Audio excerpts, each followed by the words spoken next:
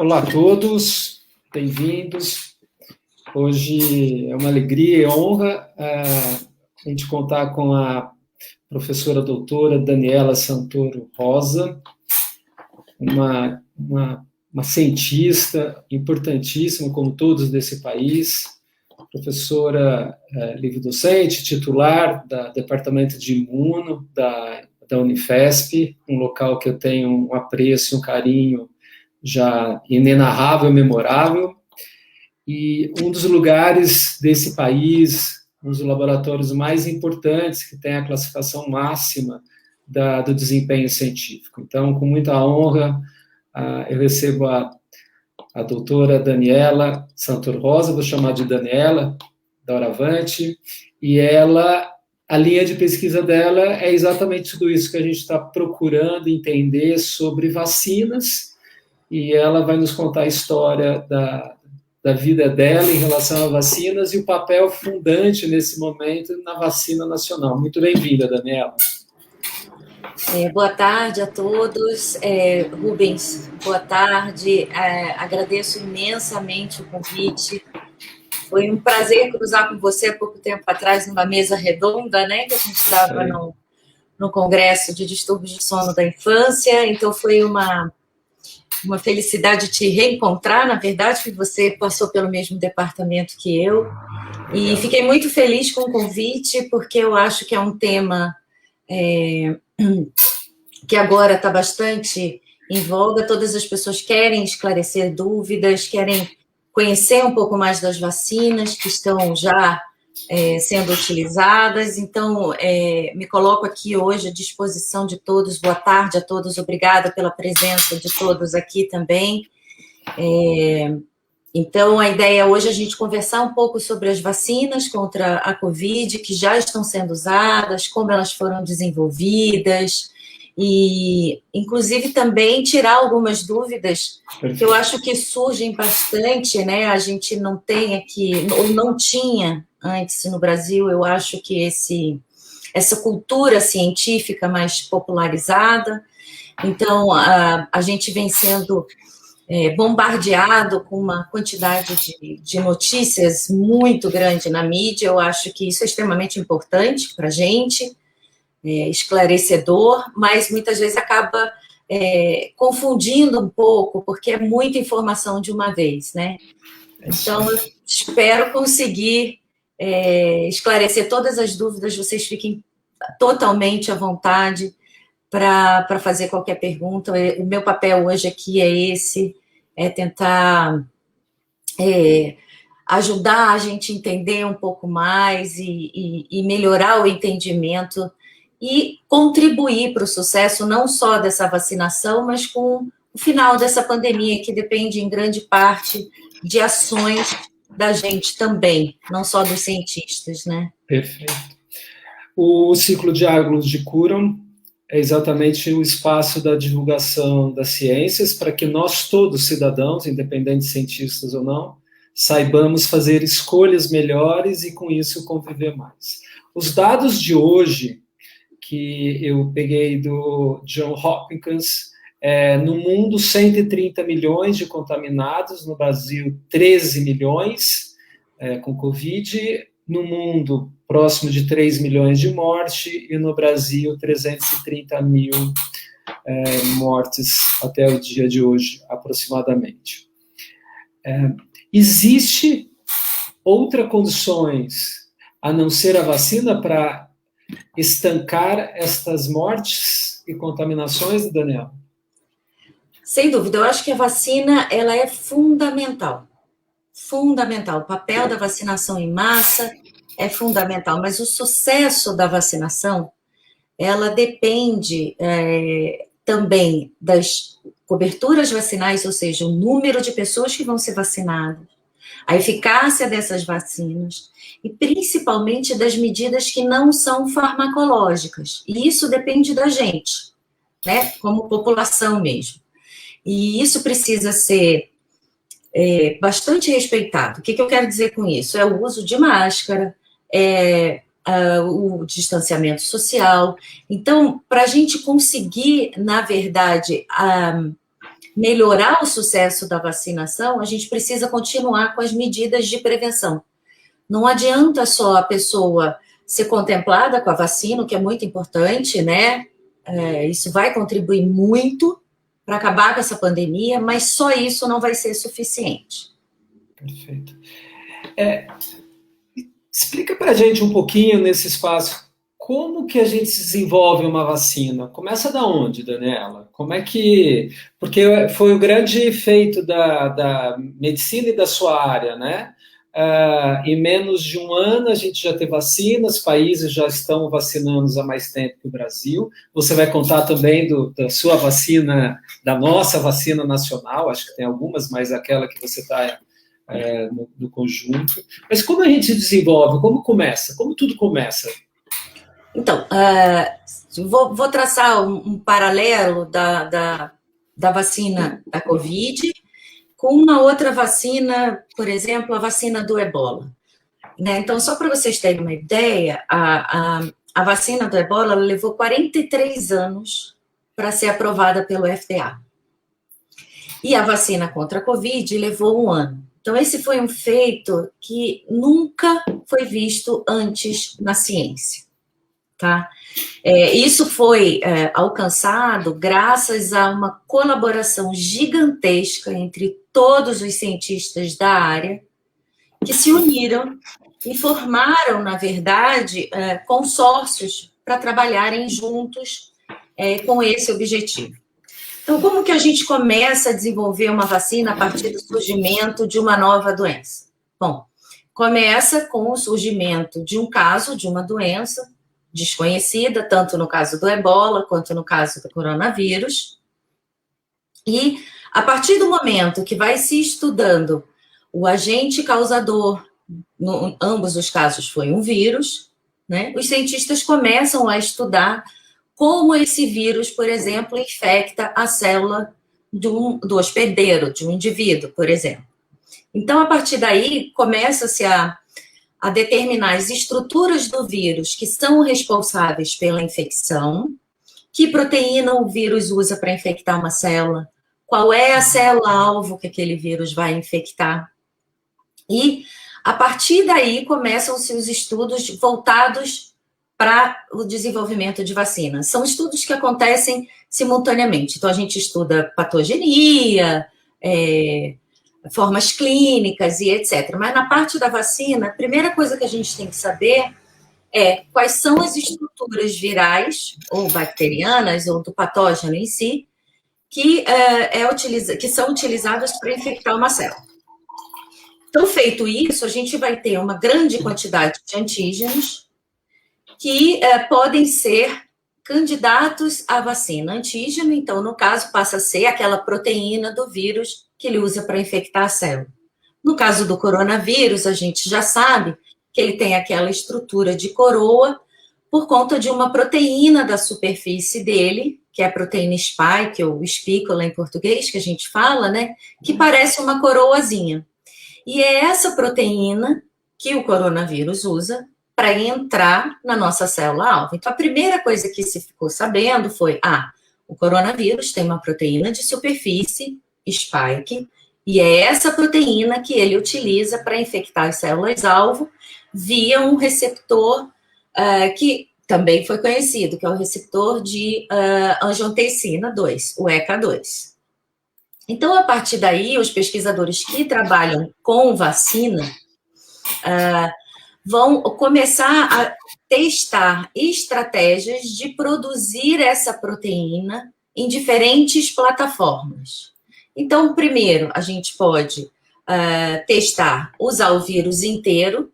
Então, aí, nesse caso, usa-se uma miríade de antígenos do vírus. Que aí você usa o vírus inteiro e inativa esse vírus. Então, essa é uma possível plataforma vacinal. Tudo bem?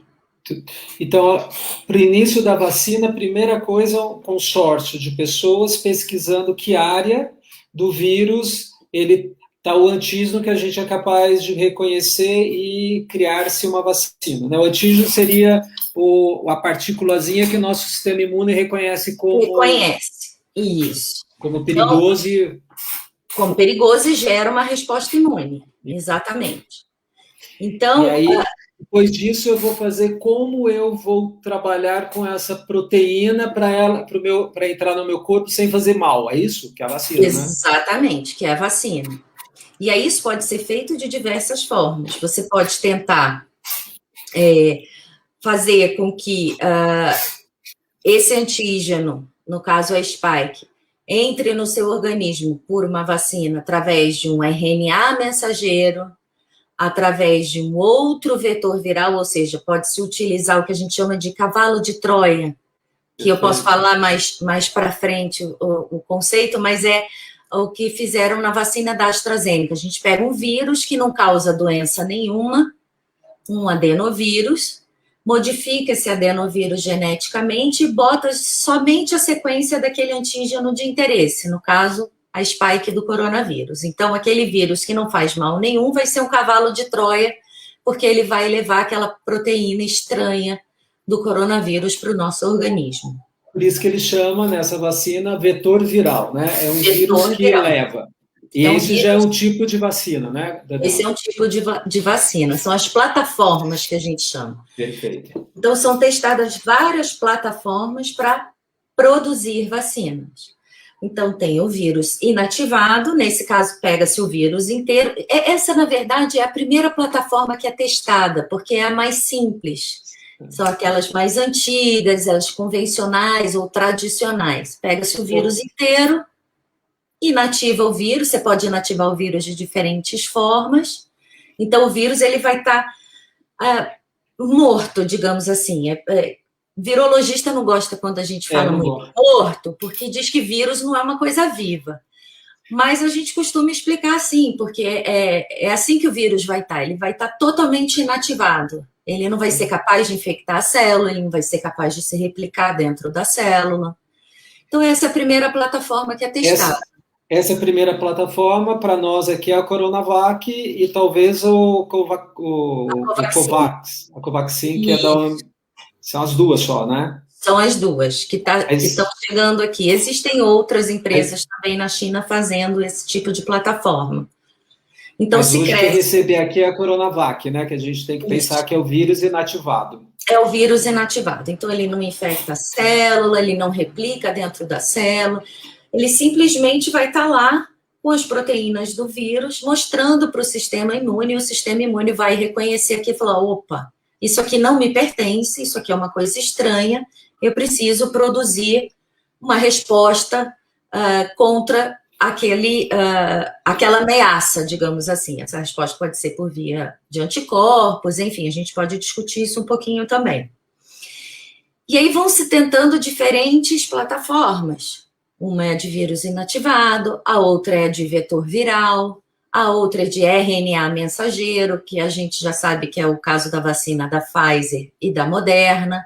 Então, se pega uma molécula sintética feita em laboratório, e isso conseguiu ser feito com muita rapidez, que um mês depois que o coronavírus ele foi descoberto, o genoma desse vírus já estava disponível online. Então, muita coisa mudou nos últimos anos, né? Então, esse genoma ele estava disponível para todos os pesquisadores acessarem. Então, se pegou essa sequência genética e se fez uma vacina que era o RNA mensageiro que vai codificar essa spike dentro da célula.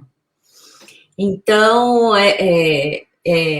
são essas diferentes plataformas, vetor viral, RNA, e aí os pesquisadores vão testar.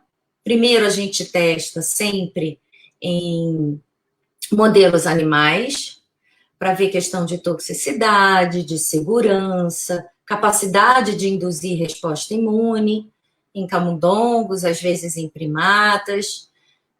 Dependendo da doença, existe um modelo daquela doença em animais, então a gente consegue testar se a vacina que a gente está produzindo, o candidato, né, que a gente está produzindo, ele é eficaz, ele induz uma resposta imune, não é tóxico. E passando por essa fase, que a gente chama de fase pré-clínica, aí esses candidatos vão para os ensaios clínicos, né, de fase 1, 2, 3, até ao licenciamento e depois a fase 4, que é após a liberação ou uso emergencial dessa vacina. Todos no Brasil que a gente está usando, a gente está em licença, não é isso? Emergencial, exceto a AstraZeneca. Na Pfizer ou a AstraZeneca? A AstraZeneca já pediu a definitiva no Brasil. Definitiva também. Então, também. Hoje, no Brasil, nós estamos usando emergencial Coronavac, por hora ainda a AstraZeneca, e a gente não tem disponível, mas está aprovada a Pfizer. A Pfizer, a Janssen já foi aprovada. A Janssen foi aprovada. E a Janssen, qual é o tipo de vacina? É o vetor viral também, é um adenovírus também. A diferença é que a Janssen é uma dose só. Perfeito. Essa era a pergunta que eu acho muito importante você responder, Daniela. Por que algumas vacinas são doses monodose e outras dose duplas? E por que é importante também você saber que você tem que ser leal para tomar as duas doses, se você tem que tomar naquele intervalo, né? Da Coronavac tem uma dose diferente e da AstraZeneca também. Se você puder comentar, acho que vai ser importante para todos nós. Claro. Esses estudos clínicos, eles servem justamente para se determinar quantas doses são necessárias e qual o melhor intervalo entre as doses. Então, tanto no caso da Coronavac quanto da AstraZeneca, foram feitos estudos de fase 1 e fase 2 em que foi testado uma dose só, 2 doses com intervalo de 14 dias ou de 28 dias, a AstraZeneca da mesma forma, e com isso eles conseguiram mostrar, por exemplo, que para a Coronavac, o melhor esquema, 2 doses com intervalo entre 21 e 28 dias. E por quê? Mas é aleatório? Não, não é aleatório. Eles vacinam os indivíduos com esses intervalos diferentes e avaliam a resposta imune desses indivíduos. Vem a frequência de indivíduos que foram infectados nesse período, e aí se determina, não, a dose mais, o esquema de imunização mais eficaz foram 2 doses com intervalo de 28 dias, 21 a 28 dias para a Coronavac, e no caso da AstraZeneca, a segunda dose ela é dada geralmente 90 dias depois. A Janssen, ela conseguiu uma eficácia boa com uma dose, mas não estão descartando a necessidade de dar uma segunda dose. Então, ainda estão estudando essa necessidade de dar essa segunda dose. Entendi. Quer dizer que muitos países estavam aguardando, enfim, estavam numa expectativa de ter a monodose, e pode ser que aquela população saia mesmo com dificuldades tanto quanto as iniciais. Isso. Daniela, para nós no Brasil, a gente tem um Programa Nacional de Imunização muito bem estruturada, mas tem um nível de todas as vacinas tem que ter um cuidado em relação à refrigeração, né? Para RNA, então, né? A gente imagina né, tudo isso.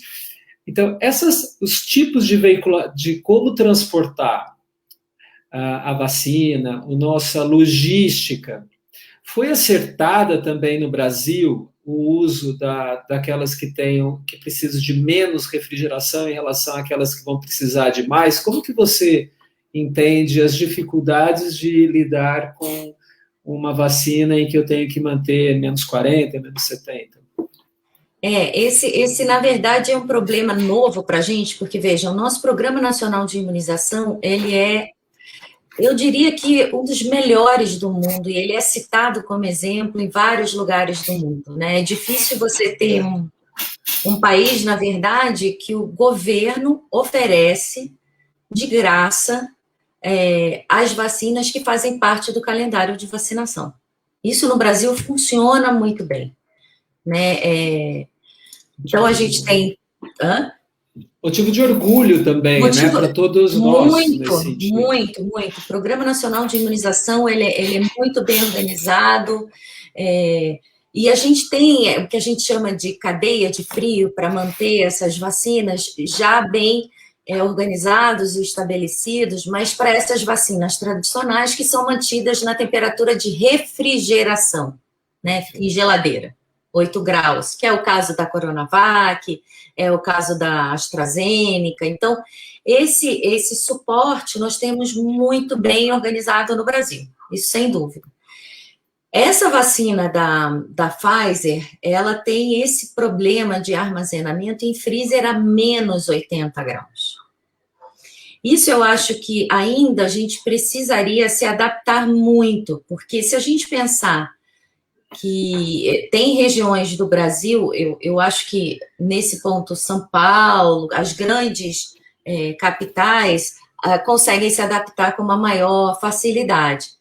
Mas se a gente pensar, e foi bonito de ver essa semana, enfermeiras em Santarém, dentro do barco, para vacinar a população na região amazônica, porque agora está tudo alagado, lá é a época de cheia, né? Então não tem como as pessoas chegarem num centro de imunização, e muito menos se colocar um freezer a menos 80, porque, para quem não sabe, um freezer a menos 80 tem um peso absurdo, absurdo, além dele ser muito pesado, a manutenção dele é extremamente cara, que ele tem que estar num ambiente muito refrigerado, imagina, para conseguir manter a temperatura interna de menos 80 graus, ele tem que estar numa sala toda refrigerada. Mas o que a gente está vendo é um consórcio até entre as universidades para tentar, que o pessoal de pesquisa tem alguns desses freezers, eles são caríssimos. Então, o que está se tentando fazer é organizar com o pessoal das universidades, da área acadêmica, ver quem consegue disponibilizar freezer a menos 80, mas eu acho que vai ser uma questão logística bastante, vai ser um desafio para a gente, vai ser um desafio. Vou trazer uma parte aqui, porque a gente está falando também da ciência e vacina. Um freezer menos 70, menos 80, né, hoje, ele, além de ser caro, ele é imprescindível para os estudos, por exemplo, de sequenciamento. O DNA, como diria, é uma molécula mais... A gente vê DNA de antepassados de milhões de anos, né, na recuperação. Mas sim, o RNA, que é essa molécula, ele degrada. Eu lembro de que, ao processar o RNA, tinha todo o cuidado. Eu falava, não é possível que precisa tudo isso, até que, obviamente, eu vi uma degradação de RNA e a gente vai criando a responsabilidade científica, né? Porque a gente sempre acha que não, pode ser no menos 40, menos 20, no gelo seco, mas tudo tem um tempo. Então, essa é a importância, mas também a ciência está sempre carente de freezer menos 70. A gente tem que compartilhar com muitas pessoas, né? Porque o recurso que vem para a ciência não vem. E foi interessante que você trouxe, porque o único local e espaço que eu imagino que tenha menos 70, menos 80, são as universidades, mas para eu arrumar um lugarzinho nas minhas amostras, sempre todo mundo fazia uma logística também de amizade, no sentido de que tem que apertar, né? Você precisa de muito espaço, é sempre aquela coisa assim, né? É complicado, você precisa de um backup, porque falta energia, e aí você perde tudo que está lá dentro. É uma logística muito grande, então eu acho que isso tem que ser bem avaliado de quanto vale investir nessa tecnologia, porque isso tem que estar muito controlado. E o que a gente vê aqui, a nossa população é tão grande que a gente precisa, de repente, montar um drive-thru. Aqui em São Paulo, nós estamos com 19 drive-thru para fazer vacinação. Então, como é que você, de repente, vai transportar freezer menos 80 para esses lugares? Então, eu acho que é importante... as empresas estão trabalhando nisso, a Pfizer está trabalhando numa formulação que ela não necessite ficar a menos 80, mas, de novo, isso, claro, eles estão correndo, mas a gente tem que pensar que para um ano, eu acho que a gente já tem muita opção, para um ano pós início da pandemia, né, a gente tem muita opção aí de vacina ainda. Daniela, vou pegar a notícia quente do dia hoje, porque o presidente argentino, ele usou a vacina Sputnik Gamaleya, russa, que acho que é um vetor viral também, né? Também. Ela é parecida com a nossa AstraZeneca, e as pessoas fizeram seus comentários de como ele testou positivo. Então, eu queria que você esclarecesse para a gente o que é eficácia, qual é o potencial, o que é que se espera da vacina, se elas são seguras e eficazes, né? Uma, assim, vai me causar doença, a outra vou ter a doença ou vou ter a doença numa situação de não ir para a UTI, por exemplo. Acho que isso trouxe, talvez, pelo presidente... Chamou atenção, chamou né? atenção. Nós não estamos com a Sputnik, mas achei que é importante porque muitas pessoas que não conhecem ciência e não leram sobre os perfis das vacinas podem ter confusão, e eu acho que é importante você, como a autoridade no assunto, também trazer isso de uma maneira clara. Por favor. Veja, todas essas vacinas que já foram liberadas para uso, mesmo uso emergencial, elas são extremamente seguras. Elas não vão causar nenhum efeito colateral grave no indivíduo que tomar a vacina. São os efeitos colaterais normais, que isso depende de indivíduo para indivíduo, igual quando a gente toma vacinas do Programa Nacional de Imunização. Então, elas são seguras. Isso, por esse motivo, elas foram liberadas para uso. Com relação à eficácia, isso serve não só para a Sputnik, como para todas as outras. Sputnik, Pfizer, Moderna, Coronavac, AstraZeneca, tá?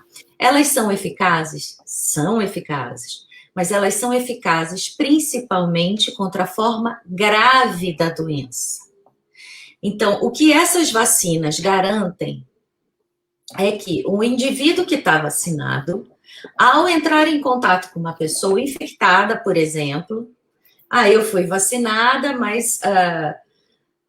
ou a minha avó foi vacinada e eu não fui vacinada, né? Então, a gente está sempre em contato com o número de infectados no Brasil por dia está aumentando de forma basicamente exponencial.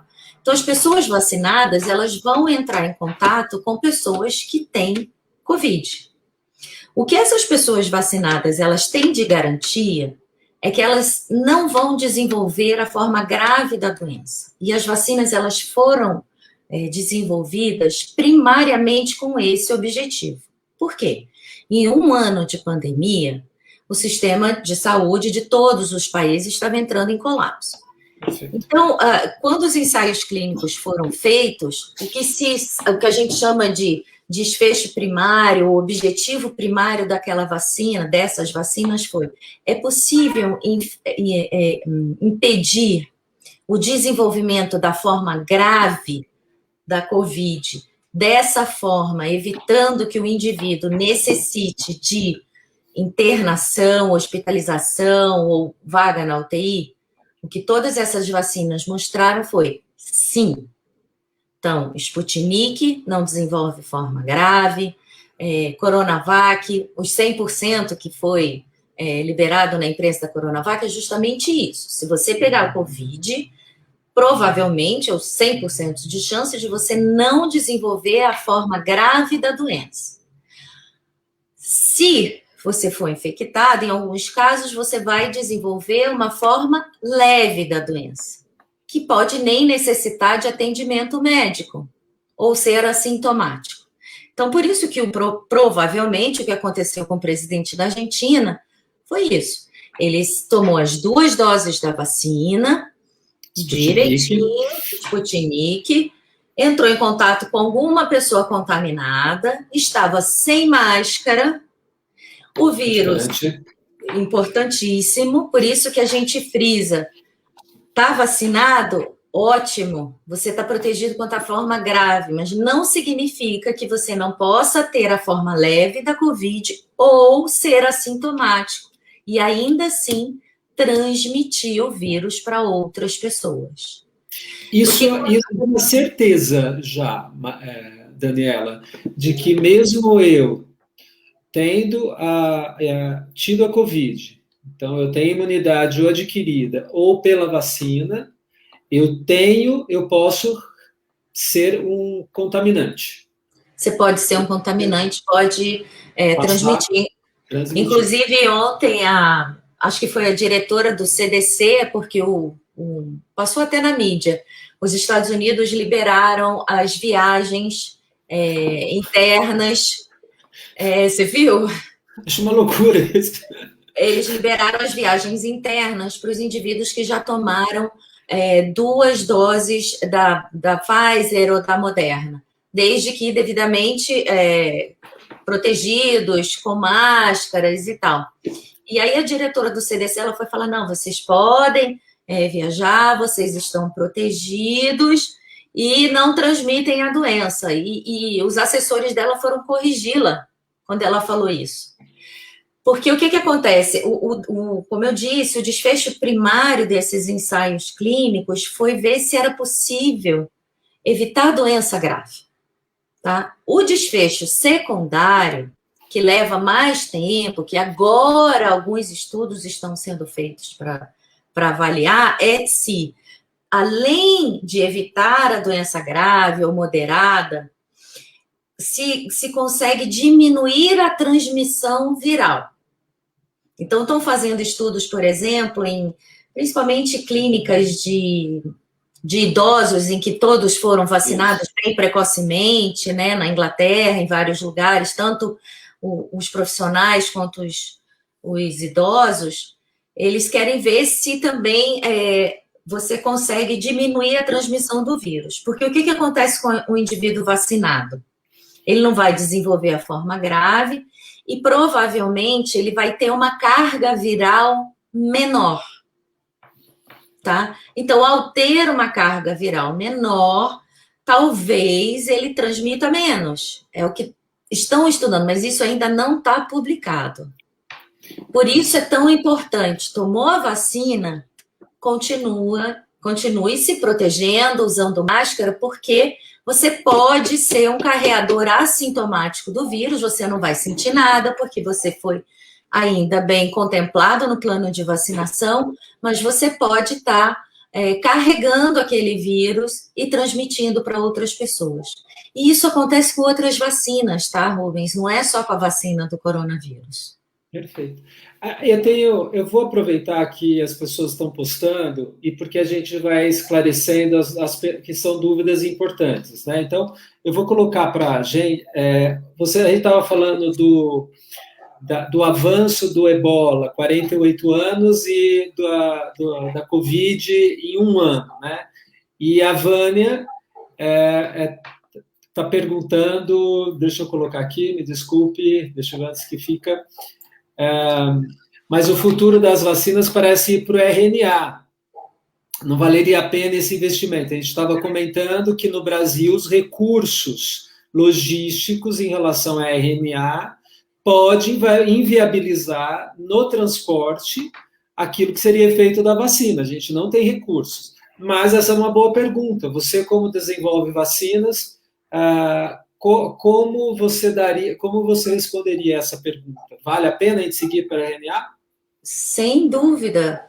As vacinas de RNA, elas vêm sendo estudadas no meio acadêmico há muitos anos, mas ninguém nunca olhou com carinho para elas, né? Então, agora com essa pandemia, elas conseguiram mostrar realmente uma eficácia muito grande, mas o que me parece é que elas ainda precisam de um investimento para que sejam melhoradas, mais estáveis, por exemplo. As formulações de vacina de RNA possam ser mais estáveis. Por exemplo, a da Pfizer precisa de um freezer a menos 80. A da Moderna já não precisa de um freezer a menos 80.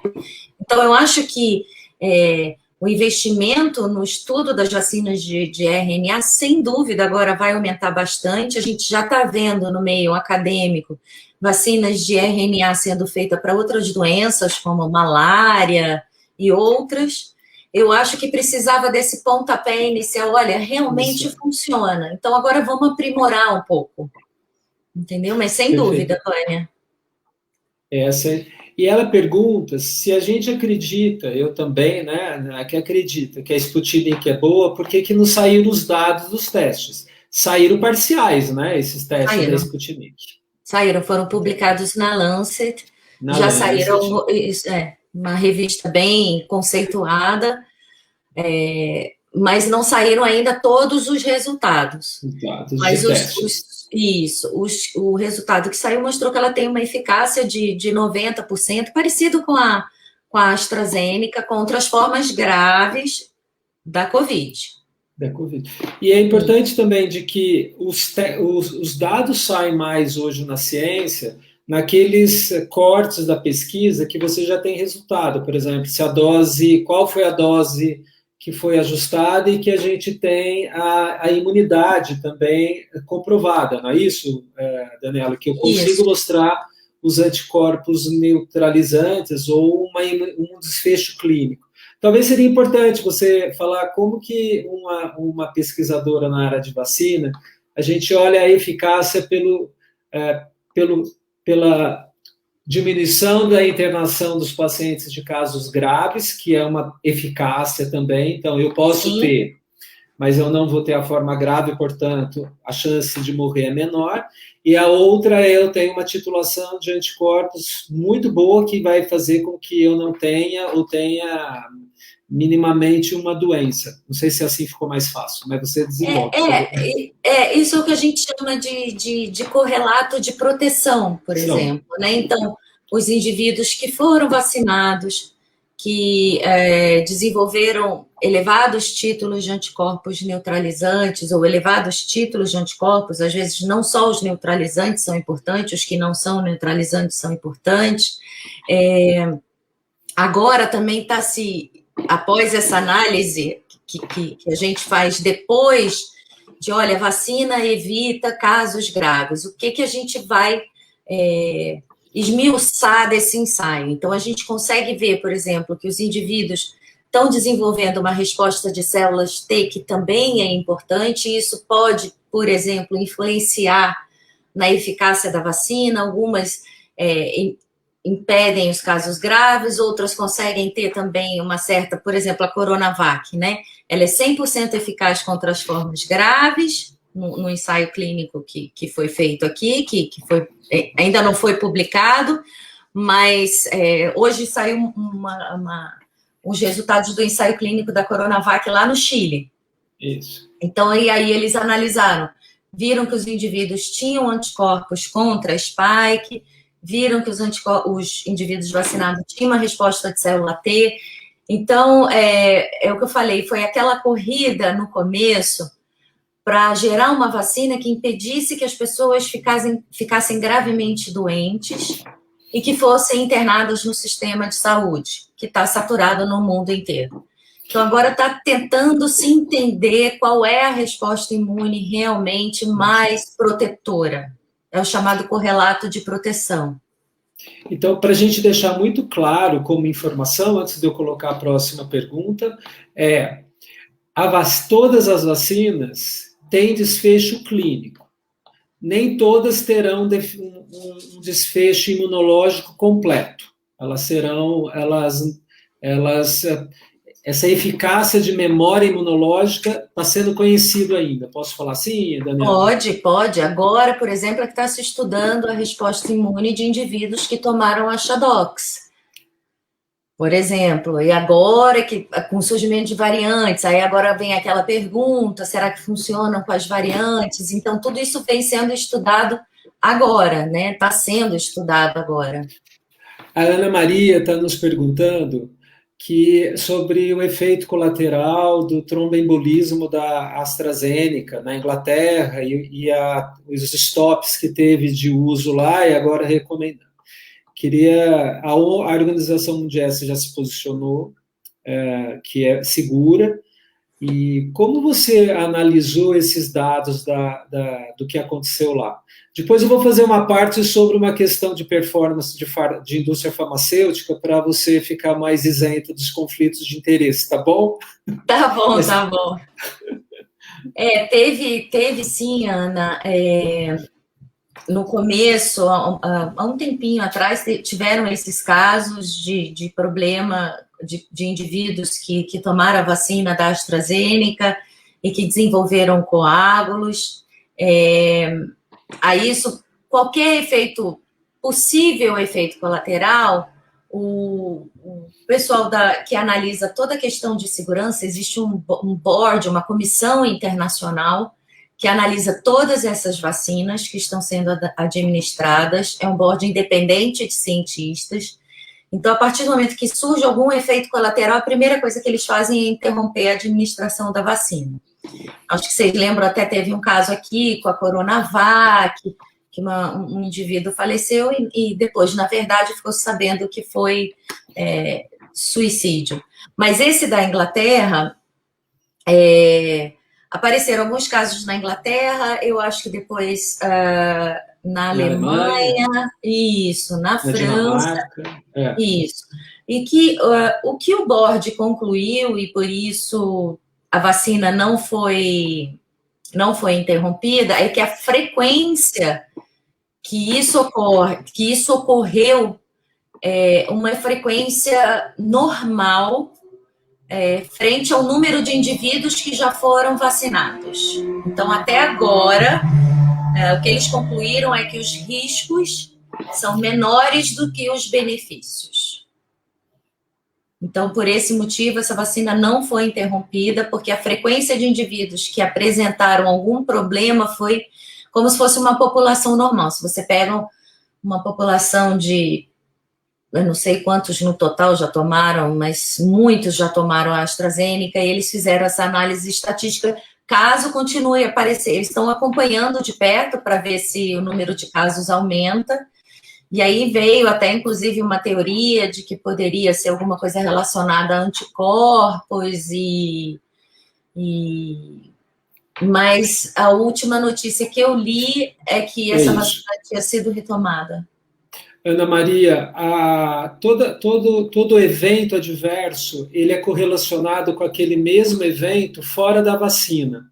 O evento tromboembólico que acontece foi de 0,0006 da população. Então, ele não teve essa correlação de que o uso da vacina causava, né, o evento tromboembólico. Mas tem uma questão da AstraZeneca, porque a AstraZeneca é uma empresa inglesa-sueca. E as doses da AstraZeneca não foram inicialmente para a União Europeia, elas foram vendidas para outros países que compraram. E eles estão numa questão hoje lá, mitigando essa relação tão importante de governança, compliance, de paz, né? Como que eles venderam e não protegeram os seus próprios cidadãos europeus. Então, tem uma questão política em relação à AstraZeneca, e nós todos devemos ouvir com muita atenção. Ao contrário, né? O povo magoado, às vezes, fala de coisas que leva em desconsideração. A Daniela trouxe isso com uma clareza muito grande, que não há nada que passa num crivo que ameaça a nossa integridade física, e é um board internacional. Então, são pesquisadores isentos de conflitos de interesse. Por isso que eu que assumi aqui pela BMPP esse comentário político em relação à AstraZeneca e a União Europeia. E é isso que nós todos, como civilização, teremos que discutir como conduzir numa próxima pandemia, que todo mundo tem que levar à frente, né? Alguns atropelando, essas questões a gente vai falar. E vou aproveitar para fazer a pergunta que a Ludmila faz, para comentar também já aqui, ela fala um pouquinho sobre as pessoas que estão optando por não tomar a vacina. Ludmila, nós somos totalmente posição clara de movimento anti-vacina ou anti-ciência não terá espaço, nós não acreditamos nisso, há uma live para isso, e vou deixar a doutora Daniela responder ao contrário. A cidadão que não usar a vacina, como a imunologia, como isso pode vulnerabilizar a estratégia da vacina? Veja, a gente depende, como eu falei para vocês, né? Para a gente chegar ao fim dessa pandemia, de alguma forma, a gente precisa de uma vacinação em massa, a gente precisa de medidas não farmacológicas, e tudo isso para que a gente possa gradativamente alcançar o que a gente chama de imunidade coletiva, ou chamada imunidade de rebanho. O que é essa imunidade coletiva ou imunidade de rebanho? Existem pessoas que, por problemas de saúde, isso independente de ser coronavírus, tá, gente? Isso pode ser para o vírus do sarampo. Pessoas que, por problemas de saúde não podem tomar a vacina. Que pessoas são essas? São no momento, por exemplo, são as crianças. As crianças na vacina do coronavírus não estão contempladas. Mas existem crianças que, às vezes, poderiam tomar determinadas vacinas e não podem tomar. Por quê? Apresentam as chamadas imunodeficiências, que são doenças do sistema imunológico. E aí, o que acontece com essas pessoas é que elas não podem tomar as vacinas, porque ou o sistema imunológico delas não vai reconhecer essa vacina como um antígeno que ele precisa induzir uma resposta imune, porque essa pessoa não tem um sistema imune. Acho que todo mundo lembra aqui do caso do menino bolha, por exemplo. Existem mais de 350 imunodeficiências descritas. Então, tem pessoas que têm problemas de saúde e não podem tomar determinada vacina. Pessoas que têm alergia a algum componente da vacina, a gente sabe que pessoas que têm, às vezes, alergia a ovo não pode tomar vacina da febre amarela, dependendo do grau de alergia. Pessoas que têm doenças crônicas ou que fazem tratamento para câncer, como quimioterapia. Então, essas pessoas que não podem tomar vacinas, elas dependem dessa imunidade coletiva. O que é isso? Quando a gente tem um grupo grande de pessoas que é vacinado, por exemplo, 90%, 95% da população vacinada, essa população vacinada, ela forma um escudo. E aí, se chega alguém que veio de uma região lá, bem longe, infectada, e trouxe um vírus para a nossa comunidade, se a comunidade, a maior parte da comunidade, ela está vacinada, esse vírus não vai encontrar um hospedeiro suscetível para infectar. Então, essas pessoas que estão vacinadas vão fazer um escudo para aquelas que não podem ser vacinadas. Então, claro, a vacina é uma medida que a gente, é uma forma que a gente tem de fazer essa imunidade coletiva funcionar. Agora, da mesma forma que a pessoa não quer tomar vacina, ela também pode decidir não usar máscara. Então, ela tem que estar bem consciente que ela está colocando a vida dela em risco, mas ela está colocando a vida de muita gente em risco também. E aí ela tem que viver com essa responsabilidade. Perfeita. Muito obrigado, Nela. Muito claro, porque é um momento na vida que a cultura também viral, né? A informação que cura e a informação que vulnerabiliza, né? Mas pegando, eu acho que tem muitas perguntas, a gente vai... A Sueli faz duas perguntas, que é o que eu ia fazer. Primeiro como fica a eficácia das vacinas agora com as variantes, né? A gente tem 3 variantes no mundo, o Brasil hoje é reconhecido como, infelizmente, pela política e exemplos do que não fazer na gestão de crise sanitária. A gente produziu, isso você vai nos afirmar se eu estou errado ou não, né? O vírus, quanto mais livre, mais capacidade de recriar-se, né, de fazer mutação ele tem. Parece que é isso que os países que tiveram mais contaminantes, Inglaterra, África do Sul e Brasil. Acho que a gente ainda não sabe das mutações do México, Estados Unidos e Índia, porque talvez eles não estejam sequenciando tanto quanto. Então, aí você também é uma pergunta minha. E a outra é essa morte desse médico cirurgião plástico que morreu hoje no hospital privado aqui de São Paulo, que a Ioli também perguntou, e que ele tinha recebido as 2 doses de Coronavac. Então, acho que a gente tem perguntas para saber do efeito de eficácia de mutação, de fatores de predisponentes imunogenéticos individuais, que talvez a gente não tenha clareza de como vai acontecer isso no futuro, mas o que é a maioria que pode nos orientar, e como que a gente deve olhar as mutações para o futuro.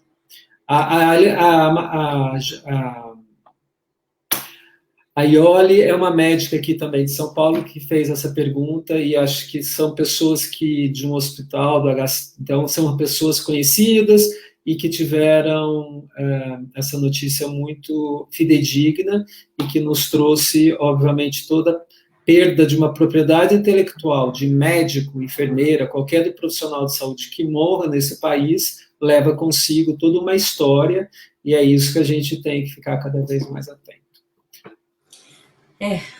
Esse caso eu não fiquei sabendo em particular, mas agora está saindo alguns estudos em relação às variantes em duas frentes, né? Porque pode acontecer o escape pela imunidade natural, ou seja, indivíduo, por exemplo, soro convalescente, como acontece o escape frente a essas variantes, e vários trabalhos, alguns, não diria vários, mas alguns trabalhos já mostraram no que diz respeito ao escape de imunidade induzido pela vacinação. A maioria dos trabalhos que saíram até agora avaliaram o que são mutações virais. Eu acho que é melhor responder essa primeiro, né? Não é melhor? Acho que é explicar o que é uma mutação e o que isso causa em relação à vacina, né? Nesses códigos que a gente leu, né? Qual é a dúvida da imunologia quando eu fiz uma vacina para fazer a leitura e agora parece que o vírus mudou ali as letrinhas, né? Isso, de uma maneira geral, no caso do coronavírus, né? Vamos falar dele, que é o que é o tema de hoje. Mas o coronavírus, ele é um vírus de RNA e tá bom. Eu vou falar depois, então, da P1 em relação às vacinas. Então, ele é um vírus de RNA e a enzima que ele tem, chamada RNA polimerase, ela é uma enzima que, a hora que ela vai fazer os nucleotídeos, ela não é uma enzima 100% perfeita, digamos assim. Então, ela faz alguns erros, ela faz mutações. Então, mutações nada mais são do que erros que acontecem na sequência do vírus, tá? De uma maneira bem simples. E essas mutações, elas podem ser favoráveis ou não ao vírus. Elas acontecem aleatoriamente. Tá? A mesma coisa quando a gente está replicando o nosso DNA, que a gente fala, teve uma mutação. Então, a mutação ela pode ser benéfica para o vírus ou não. Nesse caso, dessas variantes que surgiram, o que aconteceu foram mutações que beneficiaram o vírus. Beneficiaram em que sentido? O vírus aumentou a capacidade de ser transmitido. Então, de um modo geral, todas essas variantes, elas aumentaram a capacidade de transmissibilidade de 50% a 70%. Alto. Em alguns casos, essas mutações fizeram com que aquela proteína spike que eu estava explicando no começo, da coroa do vírus, se ligasse com mais afinidade no receptor da nossa célula. Então, tudo isso pode ter muito impacto na patogenia da doença. Ok, então surgiram essas mutações, as três principais, ou as três que são mais popularmente conhecidas, é a do Reino Unido, da África do Sul, e a P1, que é a nossa aqui do Brasil, que surgiu em Manaus, né? O que acontece? Os trabalhos estão mostrando agora que, por exemplo, pessoas que foram vacinadas com a Pfizer ou com a Moderna, eles testam os anticorpos desses indivíduos que foram vacinados frente ao vírus selvagem, sem mutação, e frente ao vírus que teve essa mutação, frente a essas variantes. Então, eles já mostraram, por exemplo, que quando eles pegam o soro desses indivíduos, no caso da variante da UK, do Reino Unido, os indivíduos que foram vacinados com a Pfizer ou com a Moderna, a diminuição da capacidade de neutralização foi baixa. Então, uma pessoa, por exemplo, que tomou a Pfizer, a Moderna, com a sequência normal do vírus, mas o soro dela foi colocado em contato com o vírus mutado, a capacidade de neutralização não caiu muito. Consegue neutralizar o vírus mutado. Tudo bem. Já saiu estudos sobre a Chadox também, que é a da AstraZeneca, a Novavax. Aí começaram a fazer alguns estudos com a P1, com a nossa. Se a gente tivesse que fazer uma escala, assim, de... de menos ou mais neutralização, os indivíduos, o soro desses indivíduos, eles, quando em contato com a variante do Reino Unido, não cai muito a neutralização. Em contato com a variante brasileira, cai, mas não cai absurdamente. Diria para vocês que do Reino Unido cai 2%, e da brasileira cai 7 vezes. 2% não, vamos falar em vezes, que é melhor. Cai de 2 vezes para o Reino Unido e 7 vezes para o Brasil. Agora, quando vai para a variante sul-africana, aí essa sim despenca. Então, de todas, a pior é a sul-africana.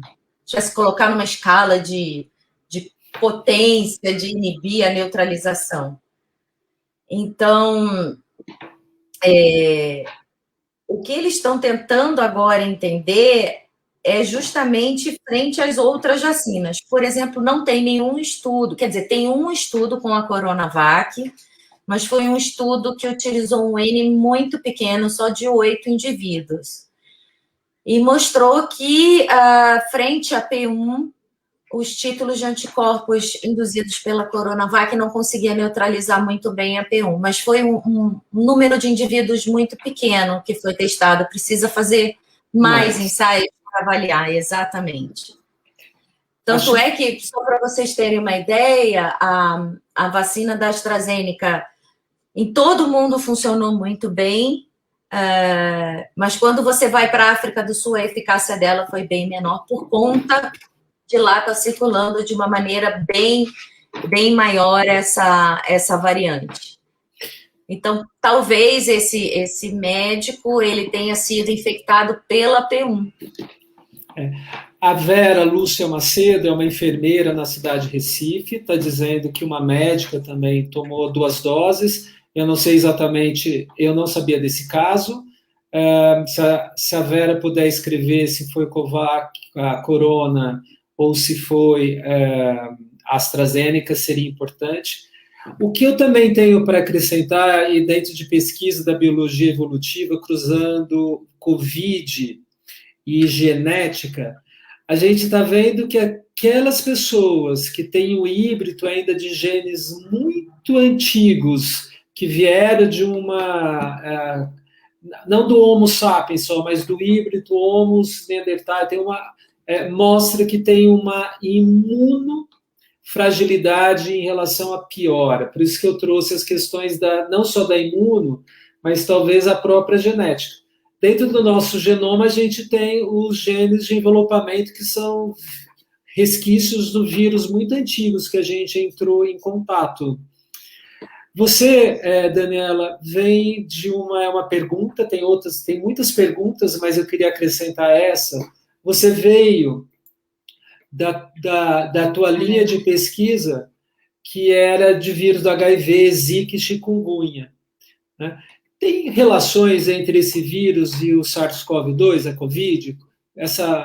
Existe esse parentesco, né? O próprio adenovírus que a gente faz o vetor, né? Por que ele é escolhido sendo um vírus? Ele não tem o potencial de ser, em algum momento, se transformar em algo parecido? Explica para a gente. Explico. Eu vou só responder a Marília aqui, que ela falou que a médica de Recife tomou Coronavac. Também. Marília, o que eu sei, Marília, eu tenho família em Recife, eu sei que a circulação de P1 lá tá bem elevada. Então, eu não sei se, na verdade, essa médica foi infectada com uma P1. E aí teria que, né, fazer o segmento, por exemplo, ver qual foi a resposta imune dela contra a Coronavac e ver se ela foi infectada pela P1. Talvez isso tenha acontecido, porque a frequência de P1 em Recife está bem alta, viu? E a Marília também coloca que quando ela tomou a primeira dose, a pneuma prescreveu o medicamento contra a trombose. Você, Marília, tomou a Corona ou a Astra? Acho que faz sentido você usar a cautela, um anticoagulante? Não está sendo recomendado. O que eu já vi de recomendação tomou a AstraZeneca, sentiu dores muito fortes ou apareceu hematomas em outros locais do corpo, procurar um médico, porque aí pode ser... para primeiro se avaliar se foi por conta, né, da vacina. Mas aí dá um remédio, tipo uma aspirina, alguma coisa assim. Mas só em casos que a pessoa tem efeito colateral. Como cautela, eu não conheço essa recomendação. Ela está dizendo que ela tomou Coronavac. Queria trazer uma informação de clínica, né? Muitos pacientes, eles são desidratados também. O que é desidratado? Você faz uma hemoconcentração. São aquelas pessoas mais... pode ter doenças alérgicas, diabéticas, ou que naturalmente não bebem muita água. Às vezes, a relação do confinamento leva a maior estresse, leva a uma situação de menor ingestão de água. Vocês estão vendo que eu e a Daniela estamos o tempo todo aqui bebendo água. Então, às vezes a pessoa nem tem uma condição predisposta a ter um evento de tromboembolismo, mas o fato de estar mais sentada e mais hidratada facilita com que eu tenha a formação de trombos. A gente precisa olhar muito se os hábitos daquela pessoa, igual no mundo todo, que é a mesma questão do voo, né? O voo não dá uma condição de tromboembolismo, mas é o fato de você ficar desidratado num ambiente mais seco e mais imobilizado, que é a mesma coisa do risco cirúrgico, de uma pessoa que faz cirurgia e logo deambular, né? Sair andando, porque é para prevenir a formação de tromboembólico. Então, e aí, eu vou completar aqui um pouquinho ainda isso, isso aí. Esses estudos que eu falei para vocês, a maioria deles estudou a capacidade dos anticorpos dos indivíduos vacinados neutralizarem essas cepas, esses vírus da variante, né? Mas saiu um trabalho bem, bem interessante, 2 trabalhos, agora um foi até press release do Instituto Nacional de Saúde dos Estados Unidos, que mostrou que as respostas de célula T, por exemplo, elas não são muito influenciadas por essas variantes. Então, se você toma uma vacina, por exemplo, que induz uma forte resposta de célula T, essa resposta ela não é alterada frente às variantes. Por quê? Porque essas mutações que aconteceram no vírus, elas aconteceram justamente nas regiões que são alvo dos anticorpos neutralizantes. Então, a gente, por um lado, se prejudicou, assim, né? Claro, os anticorpos neutralizantes são extremamente importantes, mas uma vacina que induz uma resposta de célula T, se o indivíduo ele desenvolve uma forte resposta de célula T, ou entrar em contato com essa cepa variante, provavelmente essa resposta de célula T dele não vai ser prejudicada. E cada vez mais está ficando claro que a resposta de célula T ela é extremamente importante na resposta ao coronavírus. Porque o anticorpo ele só age, não sei se todo mundo sabe, ele só age quando o coronavírus ele está na circulação. Então, o que o anticorpo neutralizante vai fazer? Ele vai impedir, ele vai ocupar aquele espaço da espícula, da spike, e vai impedir que o vírus entre na célula-alvo. Mas se algum vírus escapar desse anticorpo neutralizante ou não tiver anticorpo neutralizante para neutralizar todos os vírus e algum vírus entrar e infectar uma célula, o anticorpo não age mais.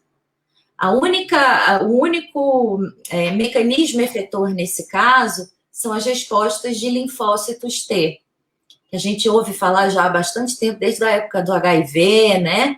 O papel das células T, dos glóbulos brancos. Então, essas células, esses linfócitos, é que conseguem, uma vez que o vírus entra dentro da célula, esses linfócitos conseguem reconhecer uma célula que está infectada e eliminar. Então, se as vacinas induzirem anticorpos e células T, aí nós estamos bem. Isso pode estar, tinha deixado essa pergunta, porque a gente tem visto que indivíduos de uma mesma família desenvolvem a doença e desenvolve a titulação de anticorpos. E pessoas que estiveram junto, cuidaram da pessoa, não desenvolveram a Covid e também tampouco tiveram na pesquisa a titulação.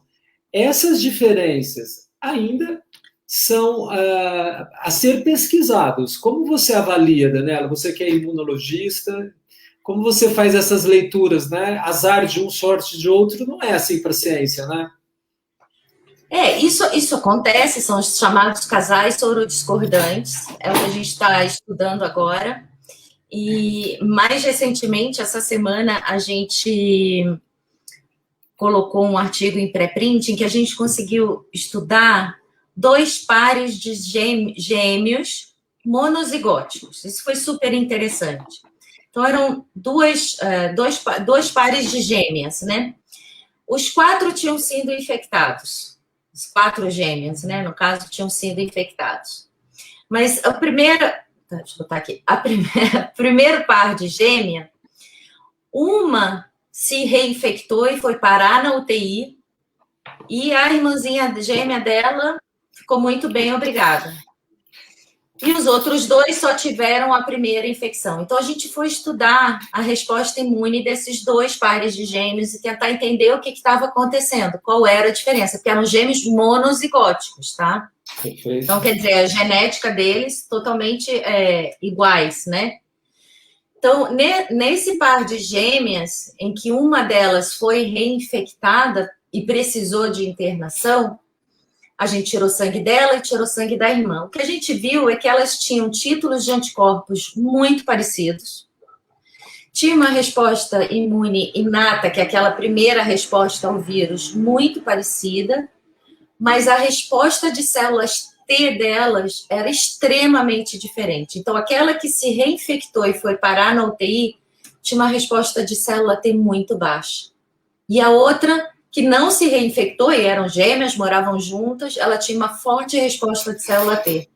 Então, a gente está tentando entender o que acontece com essas pessoas também, que convivem juntos, que um pega e o outro não pega, mesmo cuidando da pessoa, né? Perfeito. Olha, vou puxar sempre a sardinha para a epigenética, porque acho que é o epigenoma que vai mostrar, né? Não vai ter jeito. Com certeza.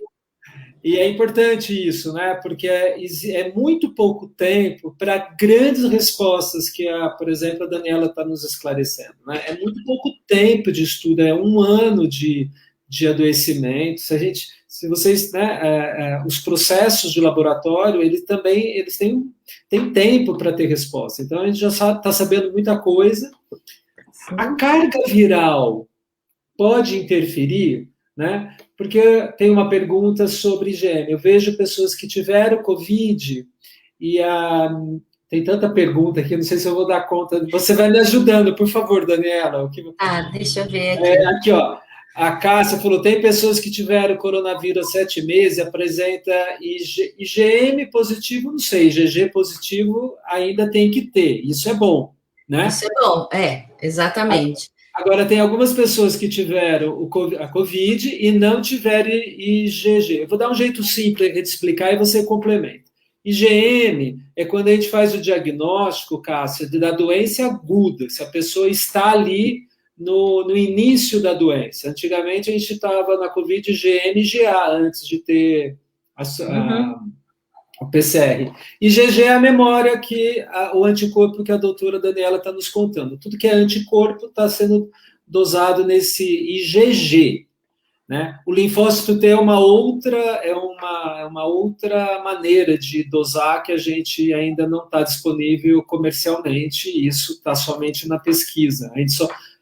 Comercialmente, a gente só faz a dosagem de linfócito T total, né? CD3+.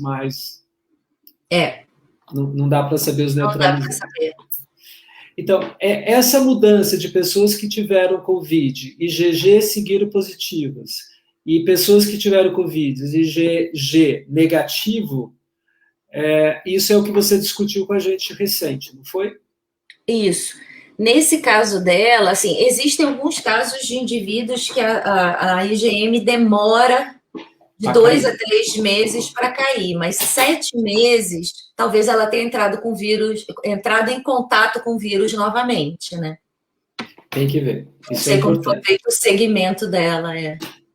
A Zamali... Tem uma pergunta. Opa, põe você. Fala qual é. Você pode colocar. Tá, do Elbert, em relação... muito importante. Vamos lá, eu ponho. Da vacina contra a gripe. Estamos no período de se tomar a vacina contra a gripe. Ela pode ser tomada em paralela da Covid ou seria preciso dar um espaço de tempo entre elas? O que se recomenda é um intervalo entre 14 dias entre a vacinação da gripe e a vacina da Covid, que vai começar agora a campanha nacional de vacinação contra a gripe, né? Então, o ideal é dar 14 dias de intervalo se tiver no seu período de tomar a dose da Covid. Perfeito. Então, atentem a isso, mas deem preferência para Covid, por favor. Para Covid. Aí, depois de dar os 15 dias, vai lá e toma da gripe. E eu fiz uma mesma pergunta, que eu acho que você respondeu, que em relação às crianças, como deve ficar a estratégia da vacinação para elas em relação à Covid, que está sendo testada agora algumas questões sobre a eficácia, né? Isso. E elas estão fora de calendário ou possibilidade. No momento, isso? Sim, a Pfizer está fazendo os testes iniciais de segurança em criança, mas ainda não foram publicados e são testes que começaram há pouco tempo. Acho que a Pfizer e a Johnson estão fazendo testes com criança, ensaio clínico. Você acha que essa pergunta da Maria Silvia sobre o ritmo nosso de vacinações, e agora que você falou das mutações, você avalia que existem riscos da gente ter outras mutações? Da gente ter outras mutações do coronavírus? O que eu já vi, por exemplo, é que a mutação do Reino Unido já chegou no Espírito Santo, já existem 2.000 casos, já tem 2.000 casos registrados de indivíduos que têm a mutação do Reino Unido, mas surgir novas mutações, eu acho que podem surgir. É um vírus que está mutando o tempo todo. A gente tem até um grupo lá na Unifesp que estuda essa parte de evolução viral. Eu acho que eles estão... O pessoal que estuda essa parte de evolução viral deve estar agora debruçado no computador para tentar entender, porque já surgiu na Califórnia, né? Então, essas variantes, eu acho que mutação só surge o tempo todo, mas tem que ver se ela vai encontrar condições favoráveis para se estabelecer. Então, talvez seja até uma opção para a sua próxima live, que a gente tem um grupo bem interessante lá na Unifesp que estuda essa parte de evolução. Eu não sei te dizer, mas eu acho que mutação não vai parar de acontecer, ainda mais que ele é uma mutação que propiciou o vírus, né? Foi vantajoso para o vírus. Sabe, Daniela, você tocou num ponto muito importante, porque quando começou a Covid, eu falava, podia parecer igual a MERS, né? A MERS, a mutação do vírus ele se autodestruiu, né? Foi o que você disse, a mutação inviabilizou e a taxa de mortalidade era 30% dos casos, não era alto. O nosso, cada vez mais, ele está mais criativo. E esse é um espaço que a gente está convidando todos os cientistas. Eu gostaria muito, e por favor, que você voltasse, tem muita coisa que ainda a gente pode discutir. Aí, olha, fala dos anticorpos neutralizantes, se é válido. Em que momento depois da vacinação? Isso é dentro da pesquisa, não é? Não, já existem laboratórios aqui em São Paulo que fazem a dosagem de anticorpo neutralizante. Que o totais da Covid, né? Não é isso? Não, eles fazem tanto IgG quanto IgM quantitativo, mas tem um kit para determinar se você desenvolveu o anticorpo neutralizante também. Isso, perfeito. É válido, você vai, assim, é uma informação que você vai ter, mas o que acontece? A gente não sabe dizer qual é a quantidade de anticorpo neutralizante necessária para uma proteção. Então, assim, é uma informação válida? Você pode ter acesso a essa informação, acho que é importante. Eu fiz X% de anticorpo neutralizante. Mas o que essa informação te traz de aspecto prático, eu não sei te dizer, porque a gente não tem um valor preditivo, falar assim, olha, se você desenvolver um anticorpo neutralizante acima de tal, estabelecido pelo teste tal, você está protegido X, Y, Z. Isso ainda não existe, tá? Mas você consegue saber se tem a possibilidade de fazer, eu acho que é interessante. Se você tem a condição. Nesse sentido, a Zamalho pergunta qual a validade dessas vacinas? É de só 4 meses? Então, na verdade, a gente ainda não sabe. A Pfizer publicou um trabalho mostrando mostrando pelo menos 6 meses, porque se a gente pensar que a vacina saiu há menos de 6 meses, não dá para a gente dizer por quanto tempo ela vai ser eficaz. A gente precisa de tempo para analisar isso. Então, os indivíduos estão sendo vacinados agora, não tem como a gente prever, né, Zamalho? Então, eu sei que 6 meses a da Pfizer já foi publicado que ela continua eficaz. Agora, estudos de tempos mais longos precisam ser feitos, na verdade. Se vai ser necessário uma outra dose, a gente ainda não sabe. Se vai ser sequencial igual a da gripe, né? E... Zamalho, estamos todos em busca dessas informações, mas ainda não tem tempo. Vamos usar e vamos para a tua pergunta. Se falta a vacina na segunda dose, o que a gente faz, Daniela? Sai correndo atrás do posto? Sai correndo atrás do posto, porque pelo que eu estou vendo, a partir do momento que você toma a primeira dose naquele local, a sua segunda dose já está garantida da mesma vacina naquele local. Então... Isso não tá acontecendo, não.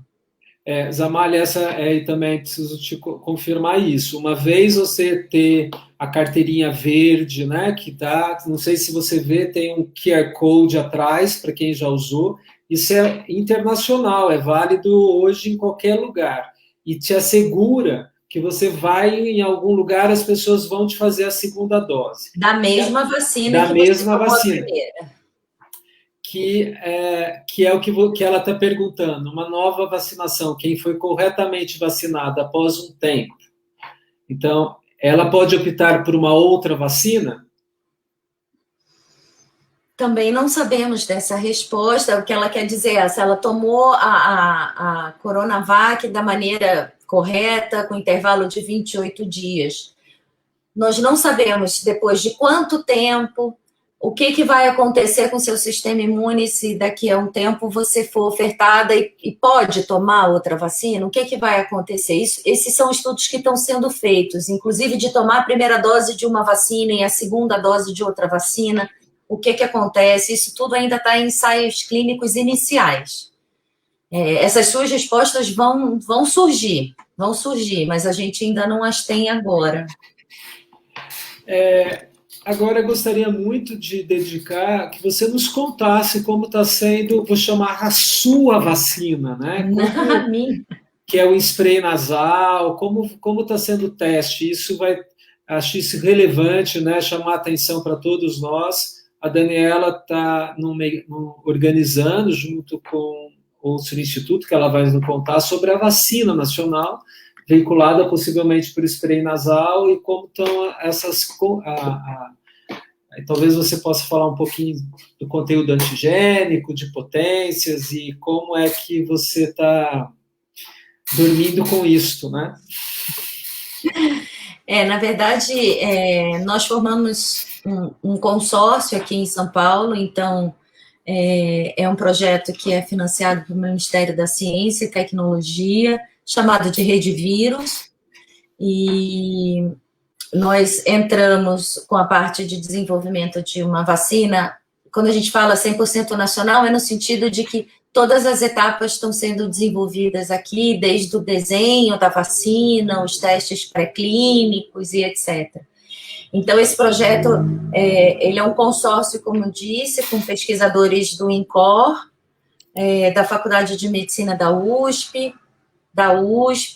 e o meu laboratório na Unifesp. Então, são 30 pesquisadores, entre alunos, pós-doutores, alunos de doutorado, enfim. E a gente está tentando, desde o ano passado, fazer esse desenvolvimento. Mas, claro, tudo surgiu por conta da pandemia, foi desde abril do ano passado que essa ideia surgiu, que a gente se uniu com esse objetivo. E, na verdade, a gente sabia já desde aquela época que essas vacinas que estão aí hoje, AstraZeneca, Moderna, Pfizer, eles conseguiriam fazer uma vacina eficaz, segura, de uma forma muito rápida. Por N motivos, né? Por ser indústria farmacêutica, por ter cientistas excelentes e ter muito dinheiro ou de governo ou de indústria. Então, a gente já sabia que a gente nunca seria o primeiro. Isso a gente já sabia. Então, como todo brasileiro, a gente tentou usar a criatividade. Então, a nossa estratégia foi desenvolver uma vacina que usasse um pedaço da proteína da spike, mas só o pedaço, que é aquele que eu falei para vocês, que se liga ao receptor na célula, que é para induzir anticorpo neutralizante, e, ao mesmo tempo, pedaços de todo o vírus para induzir célula T. E aí, como que a gente ia fazer isso, né? Primeira coisa que a gente fez foi coletar amostras de 200 pacientes que tiveram Covid, ou seja, 200 indivíduos convalescentes para Covid, tiramos o sangue desses indivíduos e levamos para os diferentes laboratórios para entender a resposta imune dos indivíduos que passaram por Covid e sobreviveram. Então, o nosso racional foi, vamos primeiro conhecer a resposta imune de quem teve Covid, sobreviveu, e, a partir daí, usar isso como lição para desenvolver ou desenhar a nossa vacina. Então, o grupo do INCOR analisou toda a resposta imune de anticorpo, o meu laboratório analisou toda essa resposta imune de células T, então a gente conseguiu mapear os pedaços do vírus que induziam essas respostas de célula T. Então, a partir daí, a gente começou a montar uma formulação que continha essas coisas combinadas, com o objetivo de induzir anticorpo e célula T. Então, e aí junto com o pessoal da USP, que faz a formulação, uma formulação de nanopartículas para ser administrada pela via intranasal, mas a gente não descarta também a possibilidade de administrar por via subcutânea, porque eu acho que essa é uma posição pessoal minha, eu acho que se for eficaz, tanto faz. Claro, nasal é muito prático, é ótimo, mas às vezes é mais difícil você induzir uma imunidade de mucosa. Mas é o objetivo, seria induzir uma imunidade justamente no local que ocorre a infecção, que é nas vias aéreas, né? Então, ao mesmo tempo, a gente está estudando. Agora, a gente ainda está no modelo animal, comparando essa via subcutânea, intranasal e as diferentes formulações que a gente fez, para aí a gente escolher a melhor para poder ir para o ensaio clínico de fase 1. Claro, a gente quer conseguir fazer isso, eu acho que é importante do ponto de vista da ciência nacional, conseguir desenvolver uma vacina, né, desde a sua etapa inicial do desenho, da concepção, do teste, e a gente vê isso também como um futuro para que possa ser aplicado para outras doenças importantes para a nossa população brasileira, né? Zika, chikungunya, malária, que isso abre uma frente para novos pesquisadores que estão aí sendo formados e que se animem a trabalhar com vacina, porque no Brasil a gente tem doenças negligenciadas e que não são nossas, né? Existem lugares, mas também, de novo, os lugares que elas acontecem são países subdesenvolvidos, então eu acho que se a gente conseguir alcançar isso, a gente vai ter mais de uma vitória, na verdade. Então a gente está tentando. Brilhante, eu acho que é importante a gente saber que o Brasil investe em ciência, né? Acho que você está dando uma resposta de 30 pessoas envolvendo num consórcio. Mas montar 30 pessoas no consórcio nesse país é muito diferente do consórcio do que a gente conhece lá fora, porque as pessoas já têm uma cultura também para isso. Você, como cientista de ponta, num momento tão importante, por que você entende hoje que existe um movimento anti-ciência no Brasil e no mundo, né? Essas perguntas de pessoas que não querem tomar vacina, as pessoas que não usam máscaras, né? Quando eu fui tomar a minha vacina no conselho do CREMESP, tinha pessoas que passavam na rua sem máscaras, né? E quero dizer aqui para todo mundo que fico intimidado, porque o risco de pegar uma pessoa que tem isso e eu ir lá exercer a cidadania e falar, coloca a máscara, nesse momento eu entendo que pode ser... eu posso estar lidando com um predador ali, que não é um vírus, né? Então, como você se anima e animaria todos nós para os próximos futuros, né? Da onde nós estamos, aonde nós chegamos na Imuno, você que está no backstage, e para o que você vê em relação à Covid e à vacina. Infelizmente, assim, eu acho que a Covid ela veio mostrar um cenário triste da ciência brasileira no sentido de investimento, porque capacidade intelectual a gente tem demais, a gente tem alunos brilhantes, cientistas dedicados ao extremo, professores dedicados ao extremo, e nesse momento a gente viu como a gente vem nos últimos anos com os cortes, né, na ciência, sofrendo, dando aquele jeitinho brasileiro de fazer alguma coisa, mais por filosofia do que por outra coisa, na verdade, né? O que por um lado, é triste, assim, e infelizmente essa Covid mostrou essa realidade para o Brasil, né, para o Brasil. Perfeito. A gente viu aí, e a gente vê lá os alunos indo trabalhar todos os dias, sem sábado, sem domingo, sem feriado, e foi graças a esse consórcio, porque a gente se uniu, na verdade, né? Então, eu não tenho isso, você tem aquilo, você me empresta aquilo, e mesmo assim a gente esbarra em uma série de barreiras que dificultam até, você tem a ideia, você tem a vontade de fazer, e aí você quer comprar um reagente, e aí fica tudo na Polícia Federal, lá no aeroporto, parado 3 meses, coisas que atrasam a ciência, e a gente diz que está trabalhando para a Covid, não, tudo que for para a Covid vai ser acelerado, e na realidade a gente às vezes vê que não é.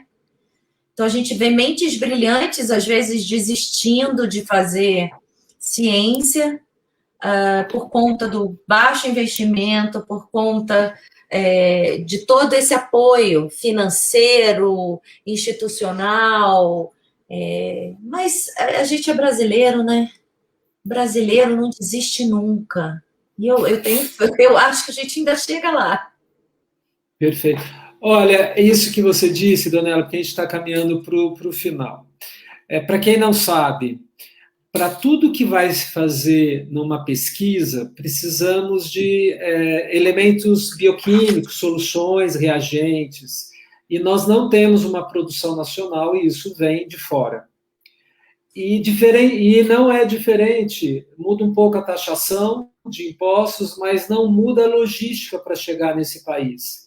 Então, um pesquisador fora ganha em relação também à produtividade dele, porque tudo é mais rápido. Você pede nos Estados Unidos, ou na Europa, ou mesmo na China hoje, e Índia, né? Se a gente pensar, a China na década de 80 era um país rural, eles investiram exatamente na ciência. A Índia era um país bélico, tem energia atômica, não que eu estou fazendo apologia, mas investe em ciências, né? Então, e nós temos uma dificuldade que a Daniela está trazendo, né? O que eu me empolguei muito, Daniela, por como que eu não sabia da vacina nacional e só soube quando eu encontrei. Então, espero que nós todos brasileiros, a gente tenha orgulho de uma pessoa como você e dos 30 pessoas, e que você traga o spray nasal para a gente, para esta ou para próximo ano, mas vai trazer conforto de que, ao vocês tomarem mais tecnologia, vão poder nos ajudar, infelizmente, a previsto outras infecções virais no futuro, né? Eu não vou nem tocar nesse assunto aqui, acho que você está trazendo. Então, nesse período de Páscoa, gostaria que você trouxesse uma mensagem para a gente se despedir. Acho que, não sei, acho que a gente encerrou. Tem mais pergunta aqui, olha, eu não vou conseguir responder mais. A diferença entre o spray nasal... Essa aí, por favor, eu vou pôr da Diná. Oi, Diná. Então, a diferença do nosso spray nasal e a vacina que está sendo desenvolvida pelo Butantan. A vacina que eles estão fazendo é tipo a vacina da gripe. Então, uma vacina também de vetor viral, como a gente falou do adenovírus, só que não é o adenovírus, é um vírus da gripe aviária, que tem a spike, que é o cavalo de Troia, ela é produzida em ovo. São estratégias diferentes, mas eu espero que todas funcionem. A do Butantan, tem a de Ribeirão Preto, eu acho que todas as iniciativas brasileiras, elas são muito bem-vindas, e eu acho que eu torço para que os financiamentos continuem ou apareçam, para que a gente possa ter essa soberania de fazer a nossa ciência aqui, porque capacidade a gente tem pessoas brilhantes aqui. Então, que venham quantas vacinas forem nacionais, eu acho que é importante a gente contribuir para a saúde do nosso povo, né? Olha, eu vou fazer uma coisa que eu nunca fiz, Daniela, é tudo em homenagem a você, ao cientista desse país, e principalmente, que é isso, olha, que fantástico esse projeto, você vai conseguir doutora, todos os estímulos que... parabéns, professora Daniela, brilhante apresentação e discussão, coragem de trabalhar tantas horas com esse e outros vírus, investimentos... A Marília, parabéns para você, a vacina nasal, vou fazer rápido. A Ludmila, que está trazendo toda a parte de aioli, e eu acho que isso é para que você saia do dia de hoje, do mesmo jeito que você me deixou no dia da mesa, assim, a despeito de eu ir lá para a palestra, eu fiquei encantado, empolgado, com essa perspectiva que você está trazendo, da gente poder logo trazer algumas autonomias, né? Então, eu gostaria que você deixasse sua mensagem como imunologista. Esse lugar vai estar sempre aberto. Acho que em breve você, se você concordar, você poderia voltar e trazer as novidades, né? Cada vez mais vai ter novidades a cada 2 meses. Fiquei um pouquinho preocupado com as notícias que a gente... Opa, não é isso que precisa aparecer. Então, qual é seu recadinho? Tem nome a vacina? Ainda não tem nome. Ainda não tem nome. Acho que o nome é superstição. A gente vai dar um nome quando... Assim, elas têm uns nomes...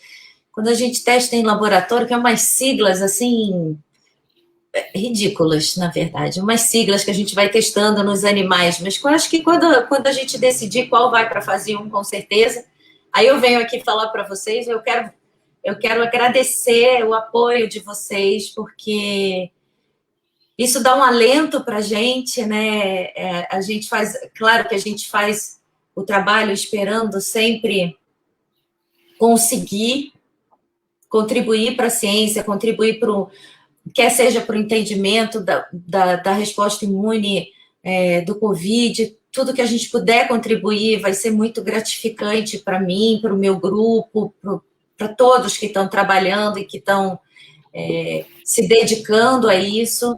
Eu acho que a gente tomou isso como missão pessoal, na verdade, e ver esse apoio de vocês dá um acalento, assim, para o coração, sabe? Vou acabar me emocionando. Porque... Vou postando tudo. Aproveita. Porque é um período difícil, eu acho que para todo mundo, né? A gente está agora aí chegando em mais uma festa, Páscoa, acho que não deve estar sendo fácil para ninguém. Então, se eu tivesse que fazer um pedido para vocês se vacinem, se cuidem, continuem se protegendo, usem a máscara, mantenham o distanciamento social, porque a gente vai sair dessa. E se tiver a vacina nacional, vai ser ótimo poder contar com vocês também. Perfeito. Saúde para todos.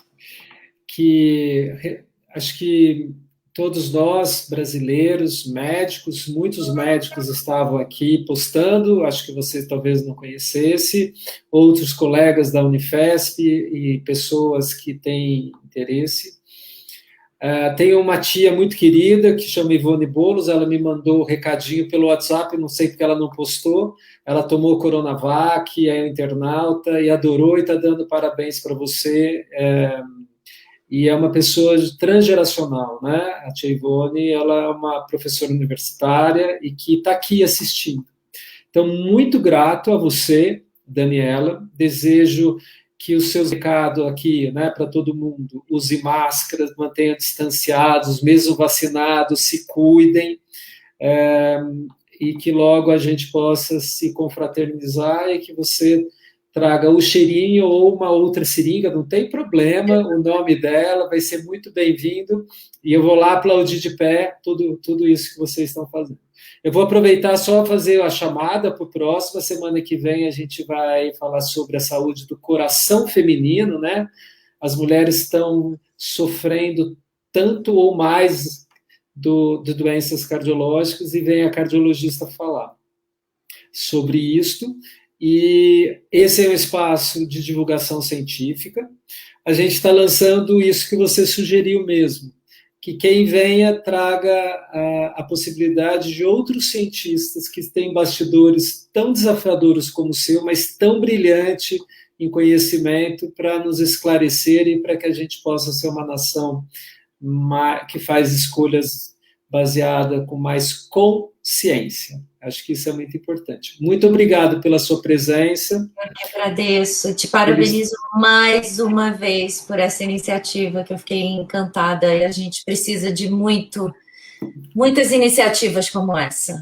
E gostaria de te dar o espaço, porque quando a gente se encontrou, está passando um pouquinho, e você tem um espaço também de divulgação científica. Lembra o nome?